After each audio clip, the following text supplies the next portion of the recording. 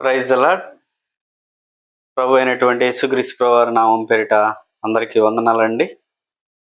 అహంకారమున్న చోట దేవుడు ఉంటాడా అనే క్వశ్చన్ మార్క్ ఎవరికన్నా వస్తే వాక్యం ఇలా చెప్తుంది.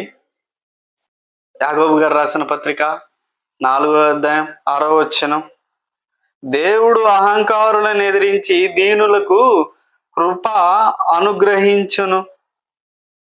దేవునికి అందరి మీద ఆయన కృప ఉంది, కానీ ఆ కృపలో నువ్వేం చేస్తున్నావు అంటే అహం అనేది చూపిస్తూ ఉన్నావు. ఆ అహం అనేది ఎవరైతే చూపిస్తూ ఉన్నారో అప్పుడు దేవుడు ఉండడు. దేవుని కృపలో నువ్వు ఉండవట. ఆ కృప పక్క వారికి వెళ్ళిపోతుంది. నీ దగ్గర ఏముండడం వల్ల?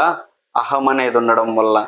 కొన్ని సందర్భాలలో మాట డంబంగా వస్తుంది, ధనాన్ని చూసి డంబంగా వస్తుంది, నీ ఆస్తిపాస్తులను చూసి అహం అనేది చూపించే ప్రయత్నం చేస్తాం. లేదా కొన్ని వర్కుల మీదైనా, కొన్ని విద్యల మీదైనా, ఏదైనా ఎటువంటి దాని మీదైనా నువ్వు మంచిగా రాణిస్తున్నావు అంటే అప్పుడు నీ అహం అనేది పనిచేస్తుంది. అంటే దీనులకు కూడా దేవుడు చెయ్యంది ఇస్తాడంట. ఆయన కృప వాళ్ళకి వెళ్ళిపోద్దంట. అహంగా ఉండకూడదు అని దేవుడు చెప్తున్నాడు. గమనించాలి. అహం అంటే కొద్దిగా అహం అంటే మనలో దుష్టుల నుంచి వచ్చేదనేది అలాగే పక్కన కూడా ఉంటుంది. చూడండి, అదే అందుచేత దేవుడు అహంకారులను ఎదిరించి దీనులకు కృప అనుగ్రహించును అని లేఖనం చెప్పుచున్నది. కాబట్టి దేవునికి లోబడి ఉండుడి, అపవాదిని ఎదిరించుడి, అప్పుడు వాడు మీ యొద్ద నుండి పారిపోవును. అపవాది వచ్చి నీకు అహం అనేది పరిచయం చేస్తాడంట. అంటే దేవుని దగ్గర ఉంటే అహం అనేది నీకు పని చేయదు. దేవుని దగ్గర లేకపోతే, అంటే దేవుని యొద్ద నువ్వు లేకపోతే నిన్ను అపవాది వచ్చి శోధించి నిన్ను నీకు పరిచయం చేసి అహం అనేది జ్ఞాపకం చేస్తుంది. అహం అనేది అది మనలో వచ్చిందంటే చాలా విషయాలలో, చాలా మంది పట్ల అయినా, చాలా ఆలోచనలలో అయినా కొందరిని తక్కువ చేసి చూడడము. అందరూ దేవుని పిల్లలే కదండి, అందరి మీద దేవుని కృప ఉంటుంది కదండి. అలాగని ద్వేషాన్ని పుట్టిస్తూ ఉంటాడు.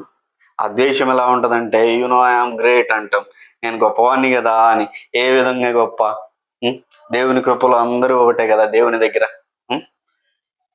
గొప్పలకి పోతే తిప్పలు వస్తాయి కదా. ఆ తిప్పలు అనేవి దేవుడు ముందే హెచ్చరికగా మనకు చెప్తూ ఉన్నాడు.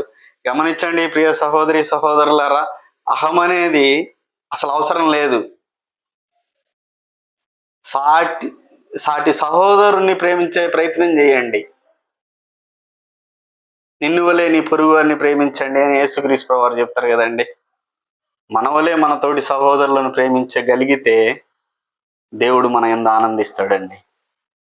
ఇటువంటి భయం భక్తి కలిగి దేవునిలో వర్ధిల్లాలని, దేవుని దగ్గర మీరు వర్ధిల్లాలని, దేవుని యందు భయం భక్తి కలిగి మీరు జీవితాన్ని మలుచుకొని ఆయన యందు, ఆయన కృపలో వర్ధిల్లాలని ప్రభు పేరిట కోరుకుంటూ నా మాటలు ముగిస్తున్నాను. ఆమేన్.